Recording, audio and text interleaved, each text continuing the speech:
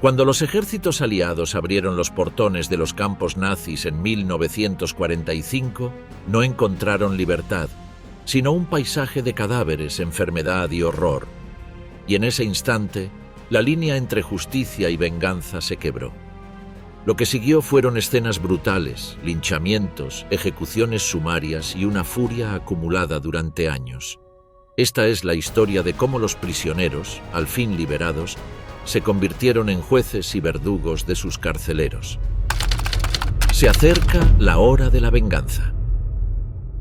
En los días finales de abril de 1945, la estructura férrea que había mantenido a millones de seres humanos bajo el puño de hierro de las SS se desmoronó con una rapidez aterradora.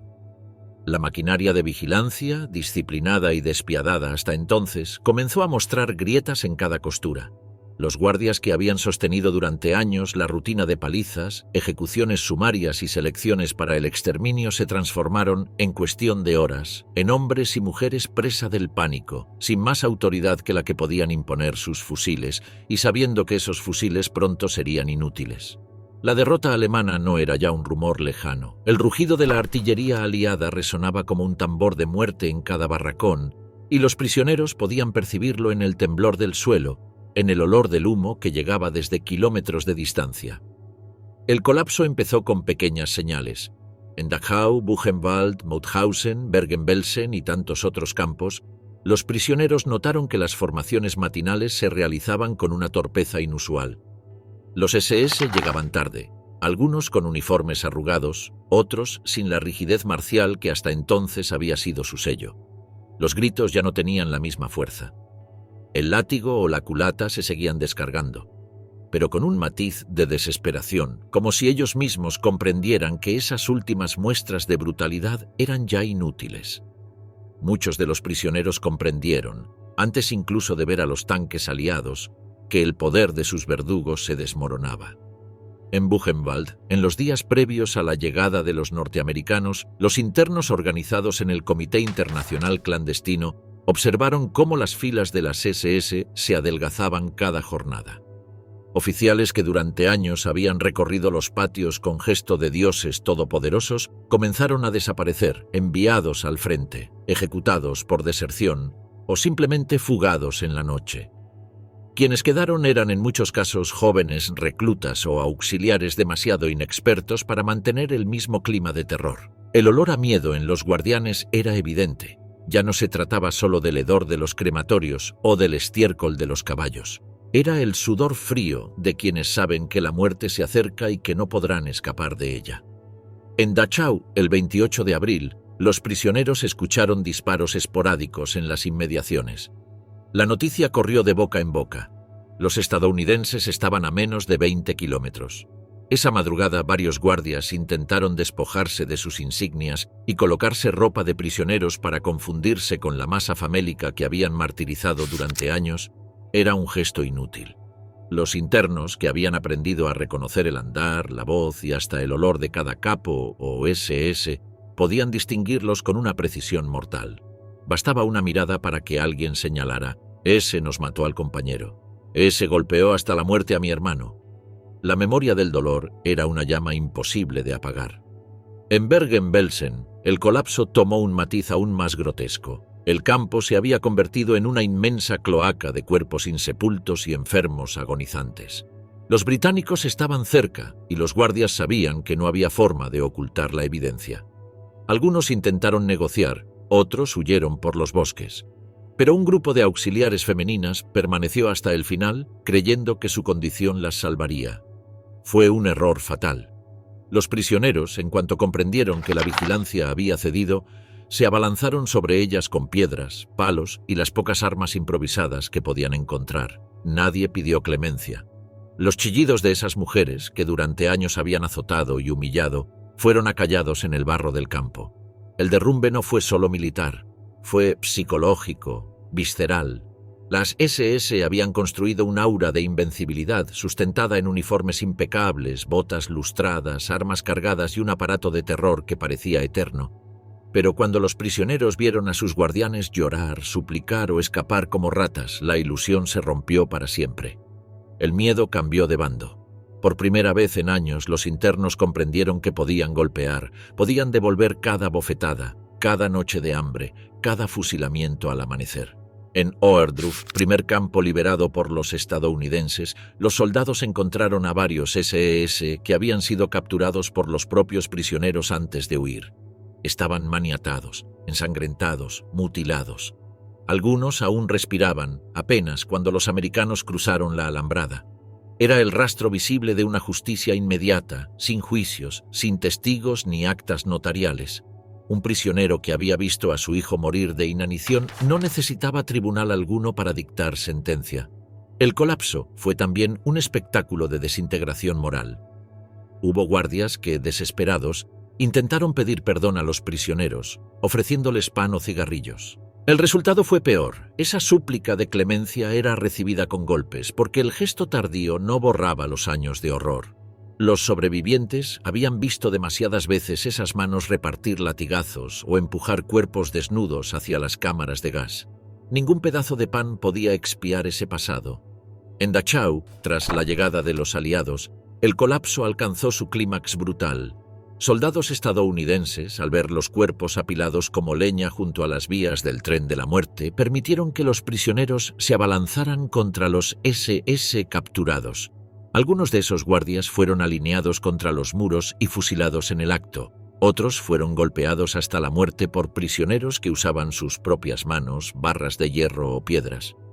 Los relatos describen escenas dantescas, cráneos reventados, gargantas abiertas, cuerpos arrastrados por el barro. Era la descomposición absoluta de un sistema que, en su derrumbe, recibía la misma violencia que había cultivado durante años en Buchenwald. Los internos comunistas y judíos organizados tomaron el control de las torres de vigilancia en los últimos días. Varios SS fueron apresados y ejecutados antes de que la sexta división blindada entrara en el campo. Los disparos resonaron como un anticipo de la llegada de la verdadera liberación. Los prisioneros sabían que no habría otra oportunidad. Si dejaban vivir a esos hombres, podían escapar y rehacerse en algún batallón perdido o camuflarse como civiles. La única certeza era la muerte inmediata.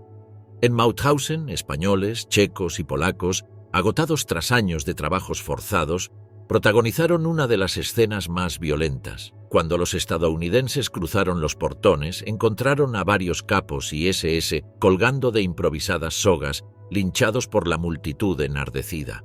Otros yacían en el suelo con el cráneo abierto por piedras. Era un estallido de furia colectiva, donde la justicia y la venganza se confundían en un mismo acto. Lo que emergió de aquel colapso fue un espectáculo de brutalidad invertida. Los guardianes, que durante años habían administrado la violencia con precisión burocrática, ahora la recibían de forma caótica y visceral. La disciplina del lager se evaporaba. Lo que quedaba era el ajuste de cuentas. El derrumbe de la cadena de mando de las SS fue rápido, pero no indoloro. Cada golpe, cada cuchillada, cada bala disparada en esas horas llevaba la carga de millones de muertos. Era el grito de los que habían sido reducidos a números tatuados en la piel, que por fin podían devolver algo de lo perdido. El colapso del sistema de guardias no fue solo un episodio militar de retirada, fue el derrumbe moral y físico de un régimen de terror. Allí donde antes reinaba la voz metálica de un SS con látigo, apareció el rugido de los prisioneros al fin desatados. Allí donde antes el miedo congelaba cada gesto, irrumpió el odio convertido en violencia. Y en cada rincón de Dachau, Buchenwald, Mauthausen o Bergen-Belsen, el fin del sistema se escribió con sangre de los verdugos. El choque emocional de la liberación.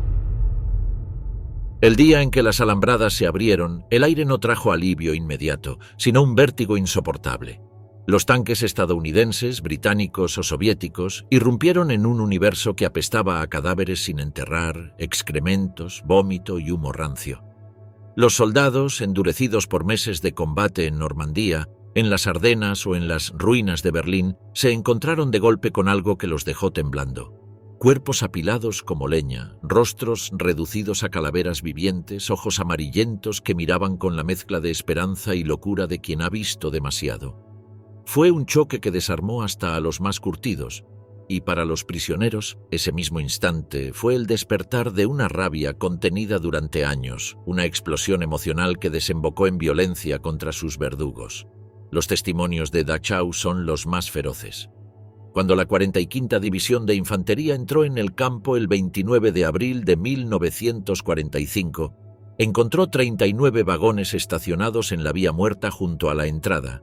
Cada vagón estaba repleto de cuerpos descompuestos, esqueletos con la piel pegada a los huesos, muchos aún con los ojos abiertos. Algunos soldados vomitaron de inmediato. Otros dispararon enloquecidos contra cualquier uniforme de las SS que se moviera. A un costado, los prisioneros liberados comenzaron a señalar a sus verdugos. Ese nos golpeaba hasta dejarnos inconscientes», gritaban. Los soldados, sin emitir palabra, apartaban al señalado, lo empujaban contra una pared y lo fusilaban. Los prisioneros observaban y aplaudían. La línea entre justicia y venganza se desintegraba en segundos. El impacto psicológico fue aún más intenso en los propios sobrevivientes.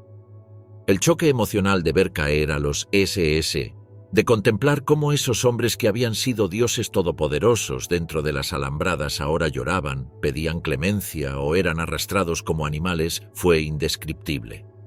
Muchos prisioneros gritaban, reían con histeria, otros lloraban convulsivamente mientras golpeaban a sus verdugos con piedras o palos.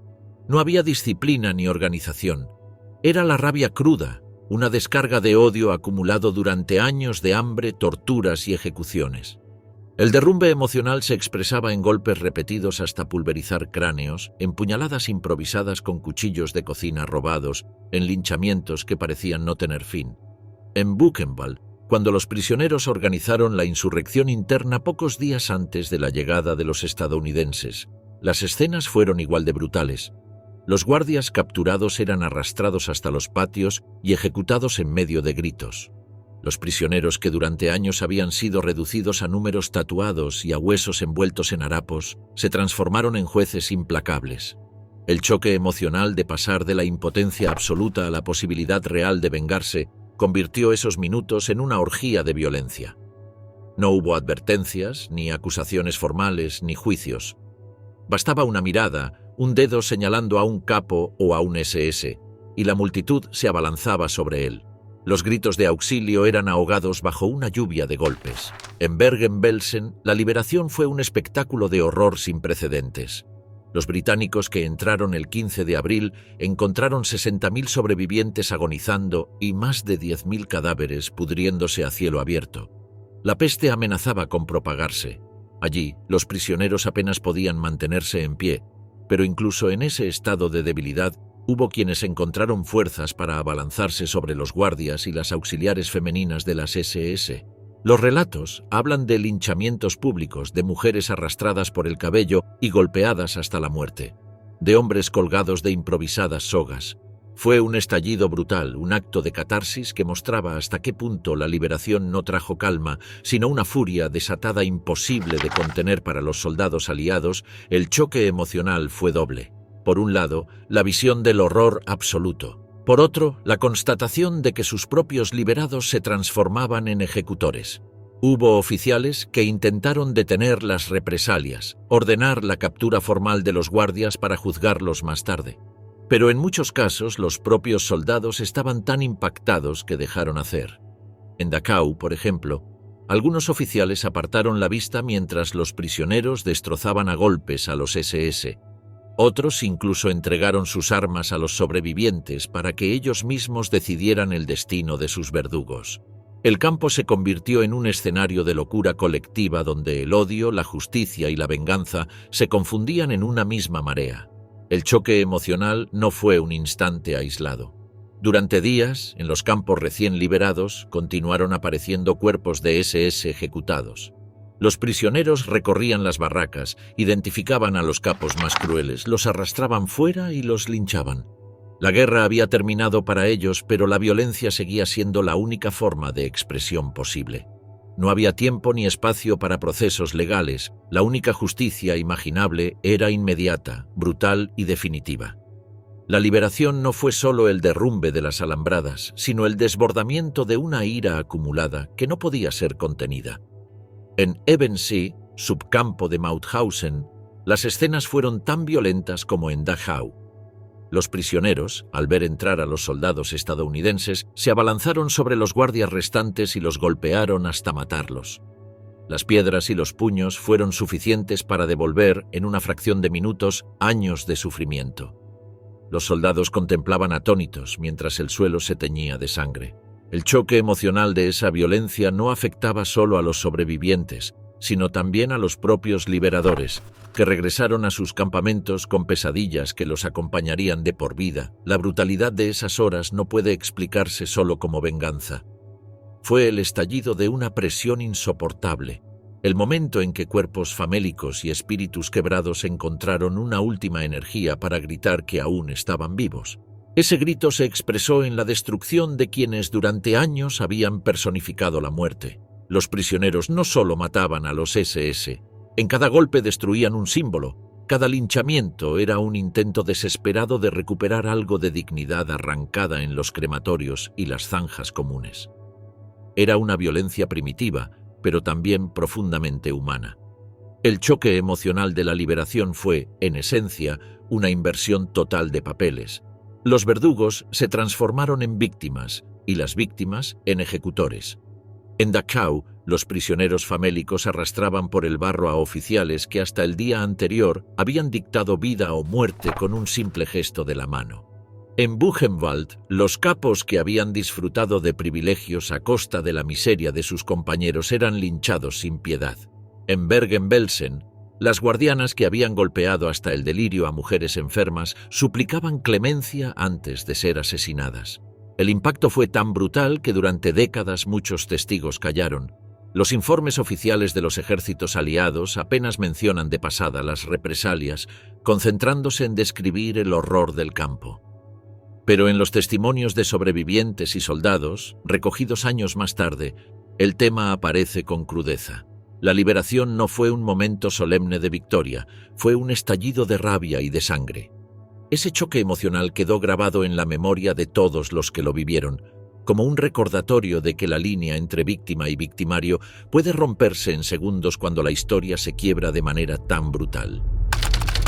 La masacre de Dachau. La liberación de Dachau no fue un desfile solemne, sino una carnicería. Cuando los soldados de la 45ª División de Infantería estadounidense cruzaron las alambradas, el campo ya era un cementerio viviente.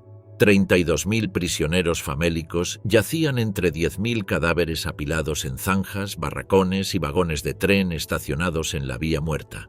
La visión fue insoportable. Los norteamericanos habían combatido en Italia, en Francia, en las Ardenas, habían visto a sus camaradas despedazados por la artillería alemana, pero nada los había preparado para ese espectáculo de muerte en masa. Los vagones rebosaban cuerpos desnudos y mutilados, la piel pegada a los huesos, el hedor tan espeso que hacía imposible respirar. Esa visión quebró la disciplina en cuestión de minutos.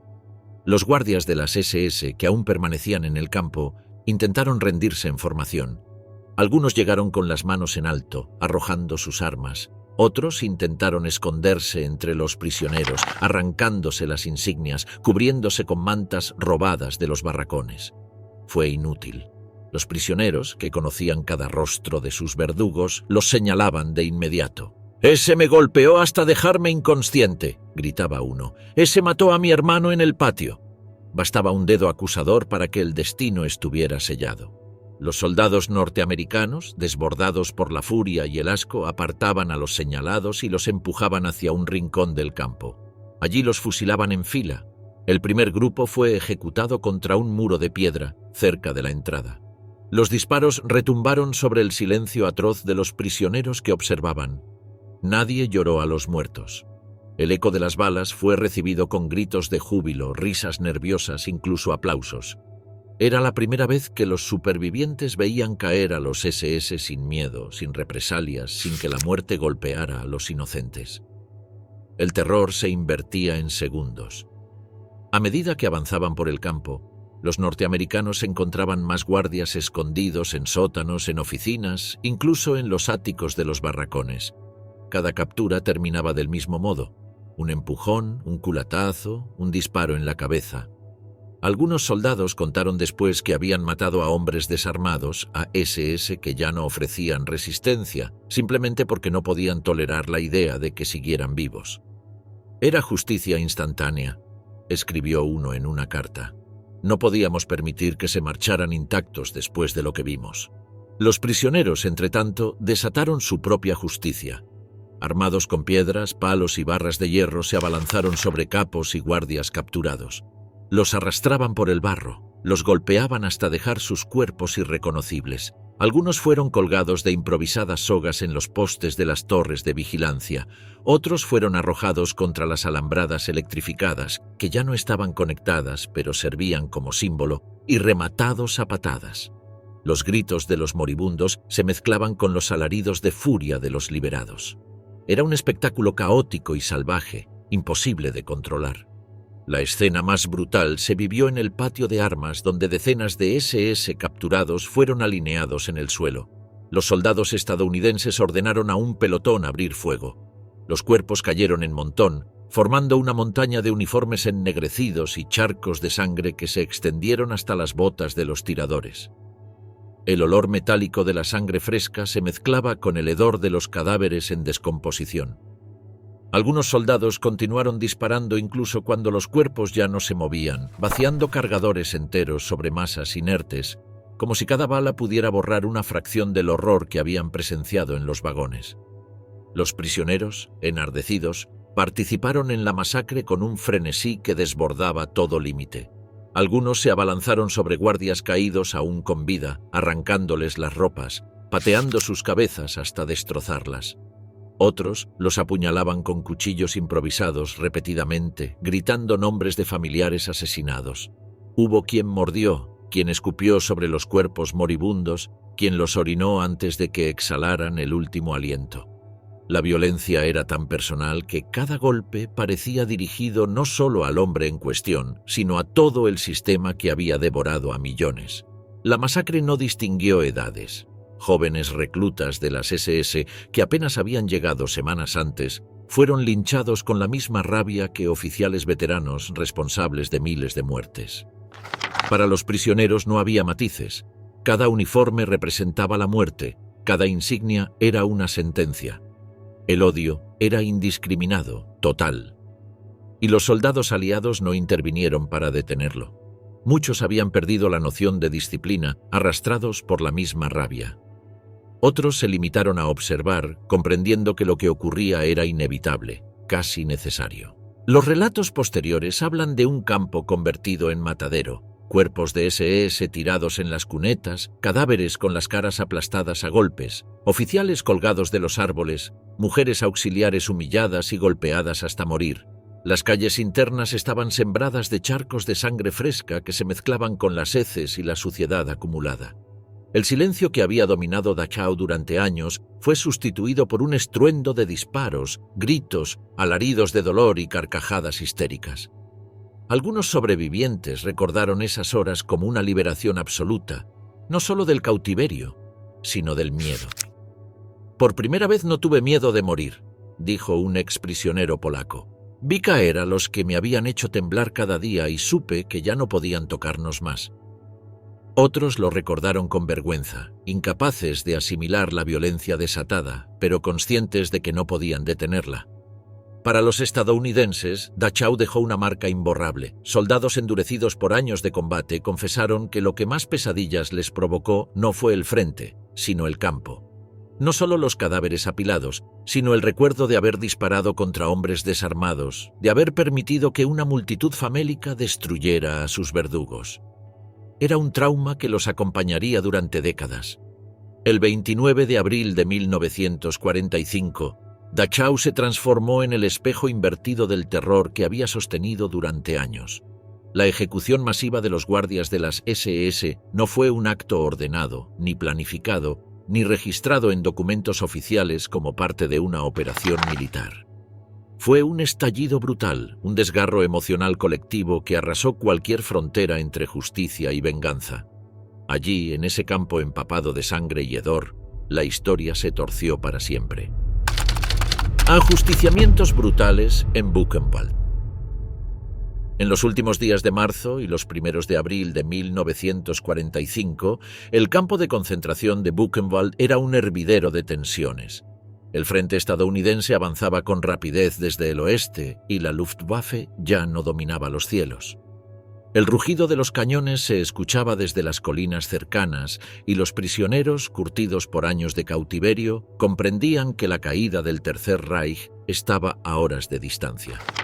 Dentro del campo, sin embargo, la maquinaria de terror de las SS seguía funcionando, aunque cada vez con menos energía, como un animal herido que todavía intenta morder antes de morir.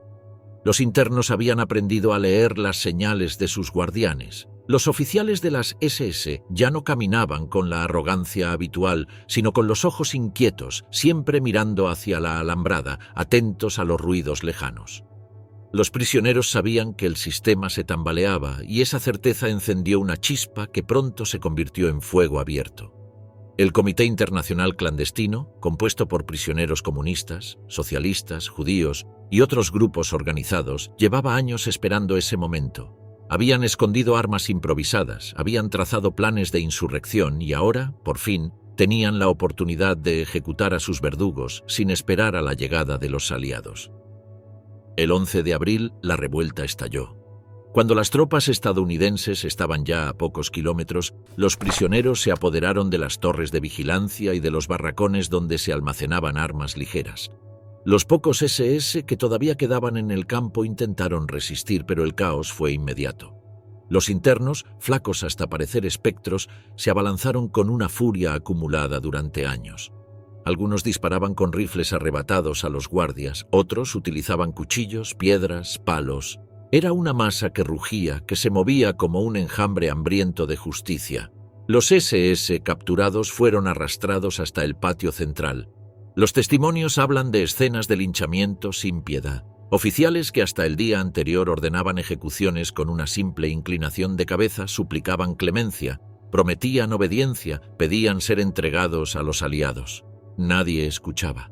Los prisioneros se arrojaban sobre ellos como lobos sobre una presa. Los derribaban al suelo y los golpeaban hasta que los huesos crujían.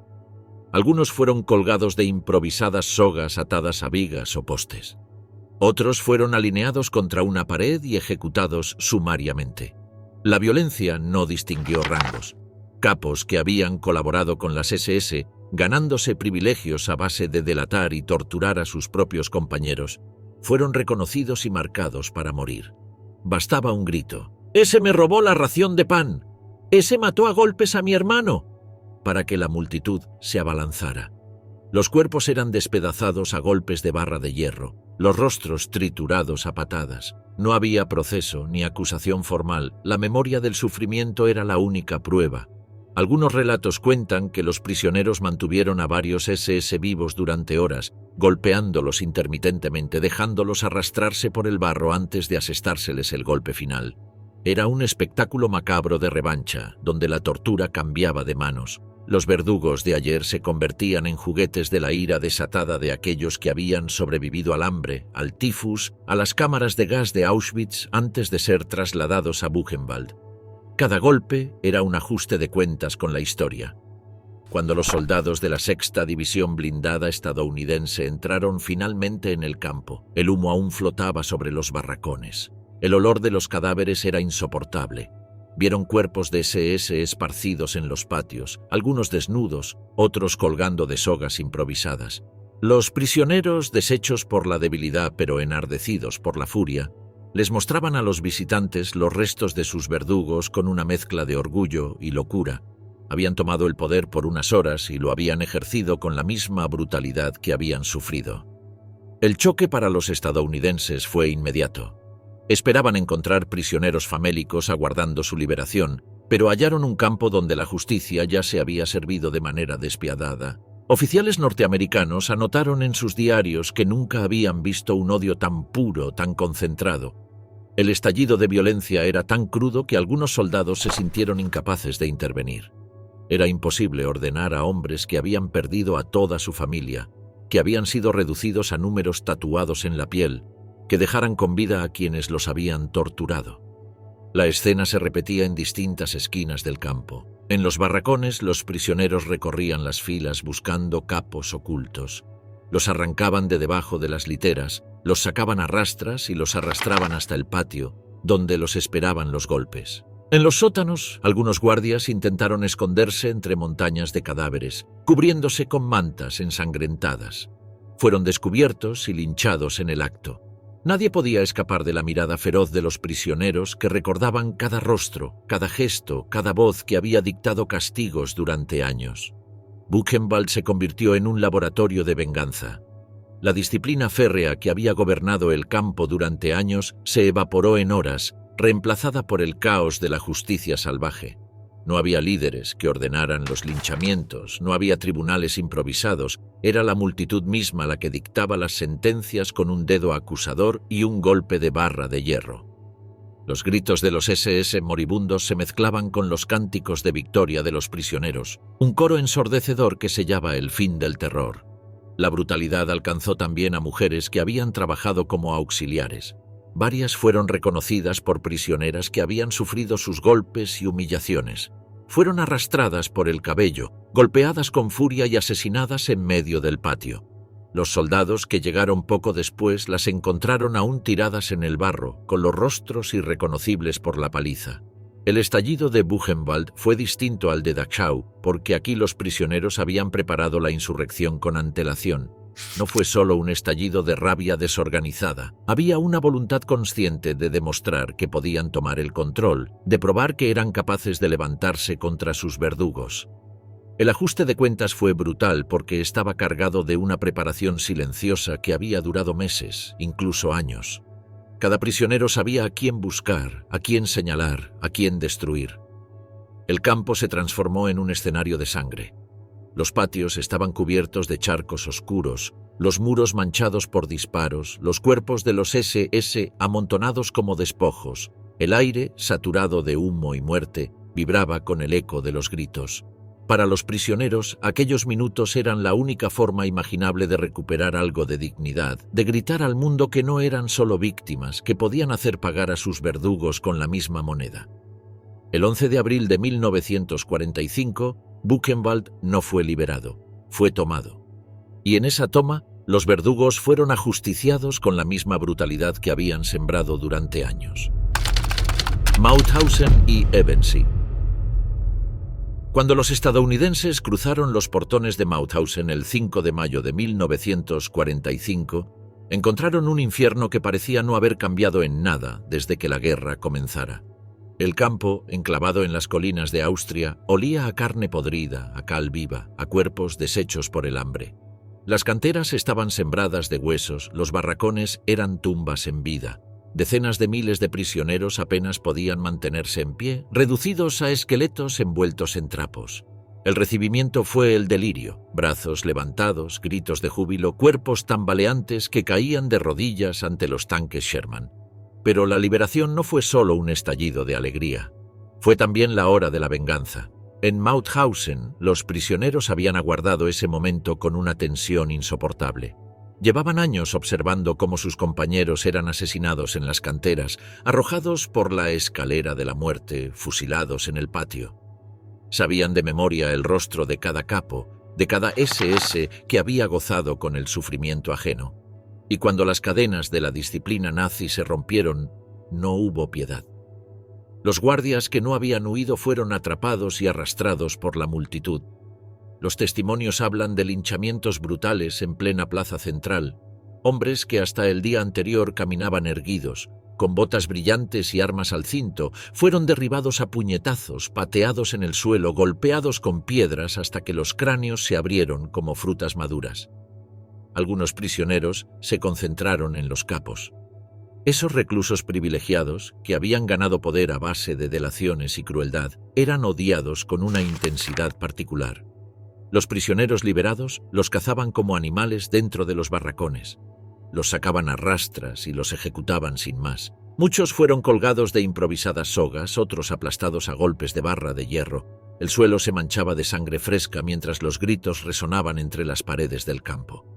No había contención posible. Cada golpe era una descarga de años de humillaciones, de hambre, de muerte. En las horas posteriores a la entrada de los estadounidenses, el campo entero se convirtió en una jaula desatada. Los soldados, desbordados por lo que veían, piras de cadáveres, enfermos agonizando en su propia mierda, niños convertidos en esqueletos andantes, apenas podían intervenir. Muchos simplemente no quisieron. Comprendían que no era su lugar detener la furia de quienes habían sobrevivido al infierno. El resultado fue una orgía de violencia. Los prisioneros corrían de un lado a otro señalando a verdugos, arrastrándolos por el suelo, golpeándolos hasta que dejaban de moverse.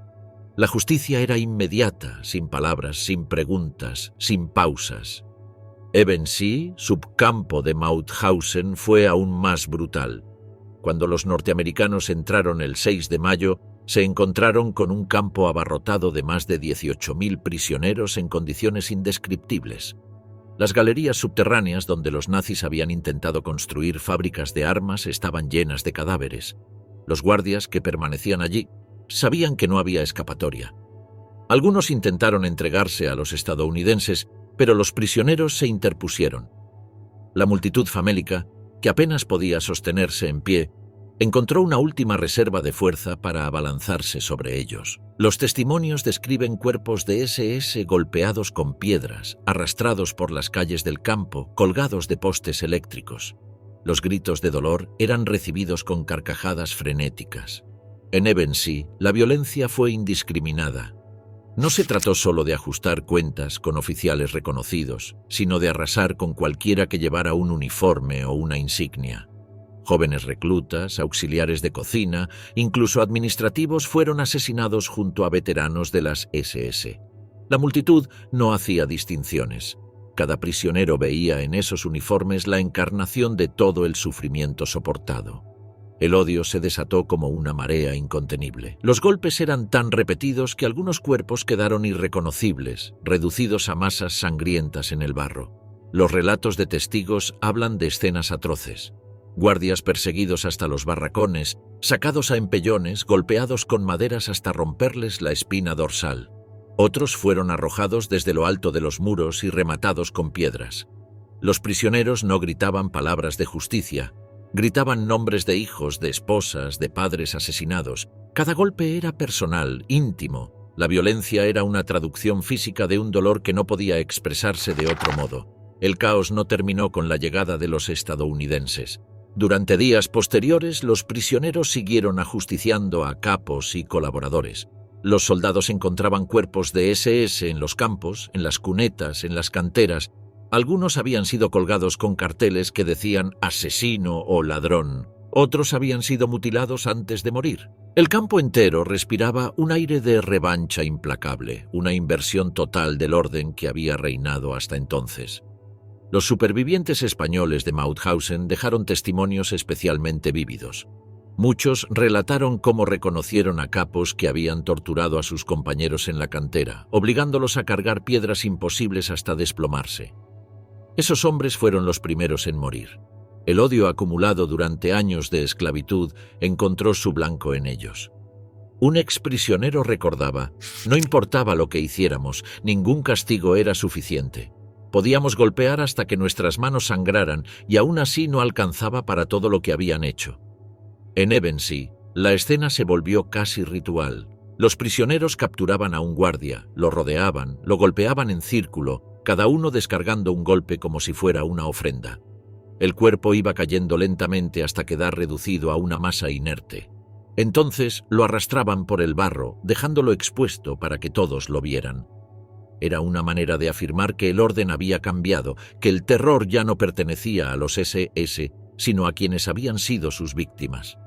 La furia no se limitó a los hombres. Muchas prisioneras que habían sobrevivido a Ravensbrück y habían sido trasladadas a Mauthausen participaron en los linchamientos. Arrastraban por el cabello a las guardianas que habían golpeado, humillado y asesinado a mujeres indefensas. Las arrastraban por el suelo, las pateaban hasta dejarlas irreconocibles. La venganza era total, sin género, sin límites.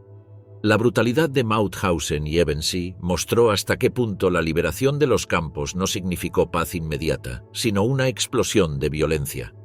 Las alambradas se abrieron, pero lo que salió no fue una multitud pacífica, sino un torrente de odio acumulado que necesitaba expresarse en sangre. Los prisioneros, durante años reducidos a sombras, se transformaron en jueces, verdugos y ejecutores.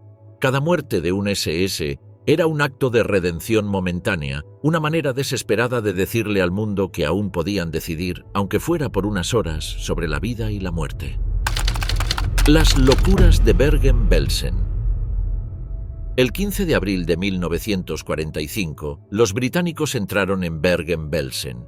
Lo que encontraron fue un abismo más allá de cualquier campo de batalla. Más de 60.000 prisioneros seguían con vida, pero eran esqueletos andantes, cubiertos de llagas, apestados de tifus, disentería y hambre. El campo se había convertido en un basural de cuerpos humanos. Unos 13.000 cadáveres yacían insepultos en las calles, en los barracones, amontonados en fosas abiertas donde los gusanos se movían entre costillas descarnadas. El hedor era insoportable, una nube pestilente que cubría kilómetros a la redonda. El infierno estaba allí, visible en cada esquina. Y en medio de ese escenario, cuando las SS perdieron el control, estalló la violencia. El colapso de la autoridad nazi en Bergen-Belsen no fue ordenado ni progresivo, fue un derrumbe súbito. Los guardias sabían que los británicos estaban cerca. Algunos huyeron en la noche, arrojando sus uniformes y tratando de mezclarse con la población local. Otros permanecieron, creyendo que podrían rendirse y salvar la vida. Las guardianas del campo, las Aufseherinnen, todavía desfilaban con látigos y perros hasta el último momento, convencidas de que su condición femenina las protegería. Fue un error fatal. Los prisioneros, débiles hasta lo inhumano, encontraron de pronto una fuerza inesperada. El rumor de que los británicos se aproximaban circulaba desde días antes, y cuando los primeros vehículos blindados aparecieron tras las alambradas, algo cambió en el aire. Los que apenas podían arrastrarse se levantaron. Los que habían perdido toda esperanza encontraron una energía brutal. Se abalanzaron sobre sus verdugos con la furia acumulada de años de sufrimiento. No hubo palabras, no hubo advertencias, hubo gritos y golpes. Las escenas fueron atroces. Varios guardias de las SS fueron derribados en los patios, despojados de sus armas y linchados allí mismo. Los prisioneros los rodeaban en masa, descargando piedras, palos, cualquier objeto que pudiera servir de arma. La debilidad física se transformó en rabia desatada, huesos frágiles golpeando hasta romper huesos ajenos, manos huesudas que se aferraban a gargantas y las apretaban hasta asfixiar. El aire se llenó de alaridos de dolor, de maldiciones gritadas en polaco, ruso, francés, hebreo, alemán. Era un coro de venganza. Las guardianas no corrieron mejor suerte. En Bergen-Belsen había decenas de mujeres SS que habían hecho del sadismo una rutina. Los testimonios cuentan que arrastraban prisioneras por el cabello, las golpeaban hasta desfigurarlas, se burlaban de las agonizantes. Cuando el control se desmoronó, las prisioneras liberadas las identificaron de inmediato. Las arrastraron por el barro, les desgarraron la ropa, las golpearon con piedras hasta que los rostros quedaron irreconocibles. Algunas fueron colgadas de sogas improvisadas, otras fueron rematadas a patadas, sus gritos acallados por la furia colectiva. El cuerpo de una Aufseherin fue encontrado días después, desnudo y mutilado, abandonado en un rincón del campo como un despojo. Los británicos, al entrar, no pudieron impedir el estallido. Estaban demasiado aturdidos por lo que veían. Pilas de cadáveres podridos, niños agonizantes en charcos de excremento, hombres que apenas podían sostener sus cabezas. La visión era tan insoportable que muchos soldados se apartaban para vomitar. En ese clima, la idea de proteger a los SS era impensable. Vieron los linchamientos y no intervinieron. Algunos incluso los toleraron como inevitables. El caos reinaba y la disciplina militar se disolvía frente a la magnitud del horror. Los prisioneros no se limitaron a matar, también humillaron. Algunos guardias fueron obligados a cargar cadáveres, a arrastrar los cuerpos de los muertos hasta las fosas comunes antes de ser ejecutados. Era un acto simbólico, obligarlos a enfrentar, aunque fuera por minutos, el resultado de sus crímenes. Los obligaban a caminar sobre los cadáveres, a contemplar los ojos vidriosos de quienes habían exterminado antes de golpearlos hasta dejarlos sin vida. El odio no se conformaba con la muerte. Necesitaba degradación, necesitaba devolver aunque fuera una fracción del tormento sufrido. Durante los primeros días tras la liberación, la violencia continuó. Los británicos intentaban organizar entierros masivos para contener la epidemia de tifus, pero los prisioneros, en cuanto reconocían a un capo o a un guardia disfrazado, se abalanzaban sobre él. Varios fueron asesinados frente a las fosas donde se arrojaban los cadáveres. Algunos fueron enterrados vivos entre las montañas de cuerpos. El barro de Bergen-Belsen se convirtió en un pantano de sangre y muerte que no distinguía entre vivos y muertos. Los testimonios hablan de escenas de brutalidad incontrolada. Un grupo de prisioneros reconoció a un SS que había azotado hasta la muerte a decenas de compañeros. Lo arrastraron hasta un montón de cadáveres y lo obligaron a acostarse entre ellos. Lo golpearon hasta que dejó de moverse y luego arrojaron su cuerpo junto a los demás. Otro relato cuenta cómo una prisionera encontró a la guardiana que había asesinado a su hermana y la apuñaló repetidamente con un cuchillo oxidado, gritando el nombre de la muerta a cada estocada. El campo entero se convirtió en un espacio donde la frontera entre justicia y venganza se desintegraba. No había juicios, no había registros, no había intención de documentar nada. Era la violencia más pura, más directa. Los sobrevivientes, reducidos a sombras, se transformaban en ejecutores por unas horas. Cada muerte era un grito de dignidad arrancada, un acto desesperado de redención. Bergen-Belsen mostró con claridad hasta qué punto la liberación no fue un proceso limpio, sino un cataclismo emocional. Los prisioneros, que habían visto morir a sus familias, que habían sido reducidos a números, que habían sobrevivido a base de comer hierba o ratas, ya no podían contenerse. Cuando vieron caer a sus verdugos, no buscaron piedad, buscaron destrucción. Y la encontraron en un frenesí que dejó las calles del campo sembradas de cadáveres de SS junto a los de las víctimas. Para los británicos, Bergen-Belsen fue un trauma que los marcaría de por vida. Muchos escribieron que lo peor no fueron los cadáveres, sino la furia de los prisioneros liberados, la visión de hombres y mujeres convertidos en esqueletos golpeando con una rabia inhumana a sus carceleros. Era un recordatorio de lo profundo que podía llegar el odio. Fue un infierno donde no había inocentes, donde la liberación se tiñó de sangre fresca. La frontera entre justicia y venganza. La mañana en que se abrieron los portones de los campos, el aire se llenó de una furia que no distinguía límites. La imagen de los cadáveres apilados, de los barracones convertidos en tumbas vivientes, de niños reducidos a esqueletos que aún respiraban, desató una rabia que llevaba años acumulándose. En ese instante, la justicia dejó de ser una palabra abstracta y se transformó en un acto inmediato, visceral, ejecutado con las manos desnudas o con la culata de un fusil. Pero la pregunta inevitable surgía de cada golpe, de cada disparo contra un guardia. ¿Era justicia o era venganza? Para los prisioneros la distinción no existía. Durante años habían visto cómo un gesto de un SS decidía la vida o la muerte. Una inclinación de cabeza enviaba a un hombre a la cantera, otra a la cámara de gas, otra al barracón de enfermos donde nadie salía vivo.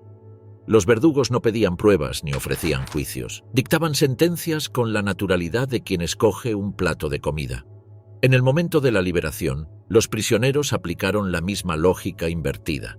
No había pruebas, no había defensas. Bastaba la memoria de un rostro, el recuerdo de un golpe, el nombre de un compañero muerto para que alguien fuera condenado a morir en el acto. En Dachau, los vagones repletos de cadáveres fueron la sentencia más contundente. Los soldados estadounidenses los encontraron abiertos, con cuerpos hinchados por la descomposición, ojos vacíos que parecían mirar acusando. Cuando los prisioneros señalaron a un SS y gritaron, «¡Ese nos hizo esto!», no hubo dudas. Los soldados apartaban al acusado y lo fusilaban contra una pared. ¿Era justicia? ¿Era venganza? Para los prisioneros era lo mismo. La balanza se equilibraba en sangre. En Buchenwald, la revuelta interna marcó con claridad esa frontera difusa. Los prisioneros organizados no esperaron a los aliados. Ejecutaron a sus verdugos en los patios, colgándolos de sogas improvisadas. Los capos, que habían disfrutado de privilegios a costa de la miseria de sus compañeros, fueron linchados sin piedad. Los gritos de los acusados pedían juicio, pedían clemencia. No hubo nada de eso. La justicia, entendida en términos legales, nunca apareció. Lo que hubo fue la venganza pura, la devolución inmediata de años de dolor. Pero para quienes habían sufrido, esa venganza era justicia. No necesitaban otra forma. En Mauthausen y Ebensee, los prisioneros famélicos, incapaces de sostenerse en pie, encontraron fuerzas para golpear a los SS hasta destrozarlos. No buscaban procesos ni expedientes, buscaban la satisfacción brutal de ver a los verdugos arrastrados por el barro. Cada piedra lanzada, cada patada descargada sobre un cuerpo caído era un acto de reparación. Era imposible separar un concepto del otro. La justicia que habían negado durante años se manifestaba como venganza. En Bergen-Belsen, las prisioneras que identificaron a las Aufseherinnen que las habían torturado no dudaron. Las arrastraron, las golpearon, las mataron a gritos. Nadie habló de justicia legal, nadie pensó en tribunales. La frontera se borró en medio del barro cubierto de cadáveres. La justicia en aquel momento era ver a las verdugas muertas a golpes, sentir que el poder había cambiado de manos. La venganza era la única forma de justicia que podían comprender quienes habían visto morir a todos los suyos. Los soldados aliados se encontraron atrapados en esa zona gris.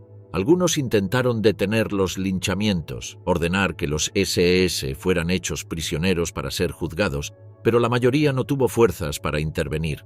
Habían visto los cuerpos apilados, habían respirado el hedor de la muerte concentrada. Ellos mismos sentían la necesidad de disparar, de descargar sus armas contra aquellos que se rendían con las manos en alto. Era un impulso que borraba cualquier distinción. La disciplina militar se derrumbaba frente al horror. La justicia que sus banderas proclamaban se transformaba en ejecuciones sumarias, en venganza inmediata. La frontera era tan tenue que incluso los testimonios posteriores la confundieron. Algunos prisioneros recordaban con orgullo haber linchado a sus captores. Otros lo relataban con vergüenza, como si hubieran participado en algo inconfesable. Para unos era justicia necesaria, para otros venganza desatada. La memoria no pudo resolver la contradicción. Los libros, los juicios posteriores, los memoriales, todos enfrentaron el mismo dilema. ¿Cómo nombrar esa violencia? ¿Cómo clasificar los golpes de un hombre famélico contra el rostro de un SS? ¿Como justicia o como venganza? Lo cierto es que en el momento no había reflexión. La violencia era inmediata, inevitable, no se podía contener. Los prisioneros no deliberaban, actuaban. La frontera no existía porque no había tiempo para trazarla. En cada linchamiento, en cada fusilamiento improvisado, se mezclaban el deseo de castigo y el hambre de revancha. La justicia, con mayúsculas, se volvió un concepto inútil. La venganza, con toda su brutalidad, era la única ley posible. En el barro de Dachau, en las sogas improvisadas de Buchenwald, en las canteras de Mauthausen, en el infierno de Bergen-Belsen, la línea se borró para siempre. Allí no había fiscales ni abogados. Había manos huesudas apretando gargantas, había culatas descargándose contra cráneos, había cuerpos de SS colgados como trofeos. La justicia y la venganza se fundieron en una sola palabra: muerte. Y esa palabra fue escrita una y otra vez en sangre fresca sobre los muros ennegrecidos de los campos. La reacción de los aliados. Cuando los aliados abrieron los portones de los campos, no solo liberaron a decenas de miles de prisioneros, también quedaron atrapados en un torbellino de violencia que no pudieron o no quisieron detener. La visión fue insoportable. Los vagones de Dachau con centenares de cuerpos apilados como leña, los patios de Buchenwald sembrados de cadáveres abandonados, las zanjas de Mauthausen convertidas en fosas abiertas, el pantano pestilente de Bergen-Belsen, donde los muertos y los vivos compartían el mismo barro. Los soldados, curtidos por años de combate, se quebraron al ver aquello. Y en ese quiebre, la reacción inmediata fue el silencio, la furia, la indiferencia o la complicidad frente a las ejecuciones de los SS. En Dachau, la llegada de la 45ª División de Infantería se convirtió en el preludio de una masacre. Los hombres de uniforme caqui habían combatido en Anzio, en la línea gótica, en las Ardenas. Habían visto morir a camaradas en trincheras llenas de nieve, habían olido la pólvora en cada ciudad alemana reducida a ruinas. Pero nada los preparó para los vagones de la muerte. Los abrieron y la pestilencia los golpeó como un puñetazo en el estómago. Cuerpos hinchados, torsos reventados por la descomposición, caras reducidas a calaveras. Muchos vomitaron allí mismo, otros lloraron como niños, otros cargaron sus armas y dispararon contra el primer SS que encontraron. No hubo órdenes, hubo rabia pura, desencadenada. Los prisioneros señalaban a sus verdugos y los soldados no dudaban. Apartaban a los acusados, los alineaban contra una pared y los fusilaban en el acto. Algunos ni siquiera se molestaron en preguntar nombres. Bastaba la insignia negra en el cuello o el uniforme verde grisáceo. Para los americanos, en ese instante, no había leyes de guerra. Solo había un reflejo: matar a los hombres que habían fabricado aquel infierno. El patio de Dachau se llenó de cuerpos de SS ejecutados, mezclados con los gritos de júbilo de los prisioneros liberados. En Buchenwald, los estadounidenses llegaron tarde. La insurrección interna ya había ajusticiado a muchos guardias. Vieron a los prisioneros colgar a los SS de sogas improvisadas, escucharon los disparos de fusiles arrebatados a los verdugos, olieron la sangre fresca. Algunos oficiales intentaron restaurar el orden, exigir disciplina, pero la mayoría se limitó a observar. El horror de los barracones, con centenares de cadáveres insepultos, les impedía cualquier gesto de contención. ¿Cómo pedir calma a hombres que habían sobrevivido a años de torturas? ¿Cómo proteger a los verdugos en medio de aquel lodazal de muerte? La reacción fue el silencio, la pasividad, incluso la complicidad. En Bergen-Belsen, los británicos vivieron la pesadilla más difícil. Entraron con máscaras y pañuelos cubriéndose la nariz porque el hedor de los cadáveres y de la disentería era insoportable. Vieron a mujeres esqueléticas arrastrando a sus antiguas guardianas por el barro, golpeándolas con piedras hasta dejarlas irreconocibles. Los oficiales sabían que esas mujeres eran criminales, que habían azotado a prisioneras hasta la muerte. No movieron un dedo para salvarlas. Algunos incluso giraron la vista, fingiendo no ver. La prioridad era enterrar los miles de cuerpos para contener la epidemia de tifus. Que unos guardias fueran linchados en medio del caos era, para ellos, un problema menor, casi lógico. En Ebensee, los norteamericanos fueron testigos de la furia pura de hombres reducidos a fantasmas. Apenas podían caminar, pero se lanzaban contra los guardias con una fuerza animal. Los golpeaban con piedras, con maderas, con las manos desnudas. Los soldados se limitaron a mirar. Algunos incluso entregaron culatas, bayonetas, armas descargadas, como si supieran que esa violencia era inevitable. Para los liberadores, impedirlo hubiera sido traicionar lo que sentían en las entrañas. Muchos habían perdido amigos en los combates y ahora veían los cuerpos de miles de civiles asesinados. Dejar que los prisioneros se vengaran era un acto de justicia inmediata que no podía pasar por un tribunal. La reacción aliada también tuvo un costado oscuro. Hubo soldados que participaron activamente en las ejecuciones. En Dachau, testimonios hablan de un pelotón alineando a decenas de SS y disparándoles en masa mientras prisioneros famélicos aplaudían. En otros campos, oficiales ordenaron fusilamientos improvisados de capos y guardianes. El límite entre liberar y ajustar cuentas se borró en el barro de las alambradas. La disciplina militar se quebró y lo que quedó fue la furia de hombres que habían visto demasiado. No faltaron voces que se escandalizaron. Algunos oficiales superiores condenaron las ejecuciones y exigieron informes. Hubo intentos de censurar las historias, de borrar las imágenes de guardias ejecutados sumariamente. Pero el rumor circuló entre las tropas. En Dachau, en Buchenwald, en Mauthausen, los aliados habían permitido, y a veces alentado, la masacre de los SS. Los soldados que regresaban a sus unidades no hablaban de medallas ni de victorias. Hablaban de cuerpos de guardias con el cráneo abierto en los patios, de mujeres SS arrastradas hasta ser irreconocibles, de hombres que habían suplicado piedad y no la recibieron. La reacción no fue uniforme. Hubo también oficiales que intentaron salvar a algunos prisioneros de sí mismos, que formaron cordones para evitar linchamientos, que arrestaron a los SS para entregarlos a la justicia militar. Pero esas escenas fueron excepcionales, casi anecdóticas. En la mayoría de los campos, la realidad fue otra. Los soldados estaban demasiado conmocionados, demasiado asqueados, demasiado furiosos para contener la ola de venganza. El choque emocional que los aliados experimentaron en los campos no se quedó allí. Muchos cargaron con pesadillas durante el resto de sus vidas. Escribieron cartas en las que confesaban haber disparado a hombres desarmados, haber visto linchamientos sin intervenir, haber sentido satisfacción al ver a los SS morir. La frontera entre la justicia del vencedor y la venganza de las víctimas se borró en la conciencia de quienes estaban presentes. No había manual que pudiera preparar a un hombre para Dachau o Bergen-Belsen. La reacción de los aliados entonces fue humana en su brutalidad. No fueron jueces, no fueron mediadores. Fueron testigos arrastrados por el mismo torbellino que sacudió a los prisioneros. Algunos dispararon, otros dejaron hacer, otros se apartaron en silencio. Todos comprendieron que en aquel lugar la palabra justicia no tenía sentido. Lo único que quedaba era la furia, y ellos no iban a detenerla. Venganza organizada tras 1945.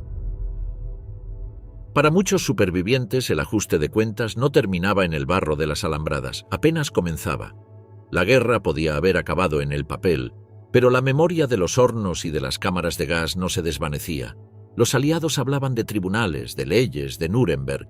Para quienes habían visto morir a sus familias, eso sonaba a una burla. Los prisioneros liberados no confiaban en un juicio distante, burocrático, lleno de abogados y plazos. Querían sangre y la querían de inmediato. Así nació una venganza organizada, silenciosa y despiadada. En Polonia, Checoslovaquia, Hungría, grupos de sobrevivientes comenzaron a reunirse en casas destruidas, en sinagogas en ruinas, en tabernas abandonadas. Se reconocían entre ellos por los números tatuados en el brazo, por la mirada perdida de los que habían salido del infierno. Allí juraban vengar a los que no habían regresado. El odio se convirtió en disciplina. Lo que había sido rabia descontrolada en los campos se transformó en planes, en listas, en nombres que circulaban de boca en boca. Exguardias de campos, colaboradores locales, delatores, policías auxiliares, todos eran objetivos. En las calles del este de Europa aparecieron cuerpos colgados en los árboles con carteles clavados al pecho que decían asesino o verdugo. En algunos pueblos las casas de antiguos miembros de la Gestapo fueron incendiadas con ellos dentro. El humo negro cubría los techos y los vecinos miraban en silencio sin atreverse a intervenir. Era un ajuste de cuentas tolerado, incluso celebrado en secreto. En el caos de la posguerra, cuando ejércitos se retiraban y nuevas autoridades aún no se asentaban, el terreno era fértil para esa venganza. En ciudades como Łódź, Cracovia o Bratislava, los sobrevivientes se movían en grupos, identificaban a un colaborador y lo arrastraban hasta una plaza. Lo golpeaban frente a todos, lo humillaban, lo ejecutaban sin juicio. Nadie preguntaba nada. Nadie denunciaba nada. La policía estaba desbordada, los gobiernos eran frágiles y el mundo entero estaba demasiado ocupado con los despojos de la guerra como para detener a unos cuantos hombres que buscaban justicia con las manos. Pero no fue solo furia desorganizada. Hubo quienes convirtieron esa necesidad en un plan sistemático. Entre ellos, el grupo conocido como Nakam, venganza en hebreo, liderado por Abba Kovner, un superviviente de Vilna. Sus miembros eran jóvenes, la mayoría huérfanos de guerra, endurecidos por años de combate en la resistencia. Soñaban con una venganza a escala bíblica. Envenenar los sistemas de agua de ciudades alemanas, matar a 6 millones de alemanes como respuesta exacta a los 6 millones de judíos asesinados. No buscaban castigar culpables individuales, querían exterminar a un pueblo entero, devolver el genocidio con otro genocidio. Aunque el plan más ambicioso nunca se concretó, Nakam llevó a cabo acciones que marcaron la línea entre justicia y venganza. En Nuremberg, miembros del grupo infiltraron panaderías que abastecían a prisioneros de guerra alemanes. Envenenaron hogazas con arsénico y las distribuyeron en masa. Centenares de exmiembros de las SS enfermaron. Decenas murieron lentamente, vomitando y convulsionando en los barracones de prisioneros. Los informes aliados intentaron minimizar el hecho, ocultarlo bajo la alfombra del silencio, pero los rumores circularon. Era la prueba de que los supervivientes no se conformaban con ver a sus verdugos en un tribunal, querían verlos retorcerse de dolor. En los campos de desplazados, donde decenas de miles de supervivientes esperaban un destino incierto, también se tejieron redes de venganza. Algunos reconocían entre los refugiados a capos o colaboracionistas que habían escapado disfrazados de víctimas. Allí mismo, entre barracas de madera, los cazaban. A veces los mataban en silencio, a veces organizaban juicios improvisados. Una mesa, un acusado, unos pocos testigos, una sentencia rápida. La mayoría de las veces la condena era la muerte, ejecutada a golpes, a veces con un tiro en la nuca. Los cadáveres desaparecían en fosas comunes, sin registros, sin nombres. Los soviéticos, ocupando gran parte de Europa del Este, veían con indiferencia esos actos. Para ellos, el enemigo derrotado merecía el escarnio, y los sobrevivientes que ajusticiaban a un SS no eran un problema. En algunos casos incluso cerraron los ojos, permitiendo que grupos enteros de ex-nazis desaparecieran en medio de la noche. La posguerra era un mundo de sombras donde la ley era difusa y el odio tenía vía libre. En Alemania misma hubo sobrevivientes que organizaron cacerías. Se infiltraban en pueblos, rastreaban a antiguos guardias que habían vuelto a la vida civil, los seguían hasta sus casas y los ejecutaban allí mismo, a la vista de sus familias. Algunos dejaban mensajes escritos con sangre en las paredes. Otros desaparecían sin dejar rastro, secuestrados por grupos que los torturaban antes de matarlos. Los vecinos lo sabían, pero nadie hablaba. El silencio era una forma de complicidad, un reconocimiento tácito de que esos hombres habían merecido su destino. La venganza organizada tras 1945 no se limitó a matar. Hubo también humillaciones públicas, exguardias obligados a desfilar desnudos por las calles, con carteles colgados del cuello que los identificaban como asesinos. Colaboradores rapados y marcados con tinta en la frente, ex-SS, obligados a cavar fosas para cadáveres antes de ser arrojados a ellas. Cada acto era un espejo invertido del régimen que había caído, los verdugos convertidos en víctimas, los poderosos en despojos. La frontera entre venganza y justicia quedó completamente borrada en esos meses. Los aliados intentaban construir tribunales, recopilar pruebas, establecer un relato legal, pero en las calles, en los campos de desplazados, en los bosques, otra justicia más rápida se imponía, una justicia que no necesitaba testigos ni expedientes, bastaba el tatuaje en el brazo del acusador y el uniforme o el recuerdo en la memoria. La condena se dictaba en segundos y la ejecución en minutos. La brutalidad de esos actos se transmitió de boca en susurros entre supervivientes. Algunos lo contaban con orgullo, otros lo ocultaban con vergüenza. Pero todos lo sabían. La venganza había sido real, había sido organizada, había sido inevitable. En la posguerra no había espacio para reconciliaciones. Había un continente en ruinas, millones de muertos, ciudades reducidas a escombros. En medio de ese paisaje, la sangre de algunos cientos de verdugos caídos en represalias no era nada. Y sin embargo, para quienes habían sobrevivido, era todo. La liberación de los campos no fue un amanecer limpio ni luminoso. Fue una irrupción de caos, donde la humanidad mostró su cara más desnuda, marcada por el odio y el sufrimiento acumulado. Los soldados aliados entraron esperando ser recibidos como libertadores y se encontraron con un abismo. Montañas de cadáveres, miles de famélicos que apenas podían respirar, la peste del tifus flotando en el aire. El colapso del régimen nazi había dejado una herida abierta y en esa herida se desató la violencia. Los prisioneros, que durante años habían sido despojados de todo, incluso de su identidad, no esperaron juicios ni tribunales. Señalaron con el dedo a los capos, a los SS, a las guardianas que habían ejercido un poder absoluto sobre la vida y la muerte, y los ajusticiaron allí mismo, con piedras, con palos, con las manos desnudas. Los aliados, incapaces de soportar lo que veían, dejaron hacer. Algunos incluso participaron. Era imposible exigir calma en medio de aquel infierno. Las reglas de la guerra se habían vuelto inútiles frente a la magnitud del crimen. Con el paso de los meses, la furia no se apagó. Se organizó en redes clandestinas, en grupos que buscaron venganza más allá de los muros derribados. Desde linchamientos en aldeas hasta planes de exterminio masivo como el soñado por el grupo Nakam, la violencia se prolongó como un eco implacable de lo vivido en los campos. La memoria de aquellos días quedó marcada por un silencio incómodo. Porque en la liberación hubo júbilo, sí, pero también hubo sangre, y en esa sangre se escribió la otra cara de la victoria.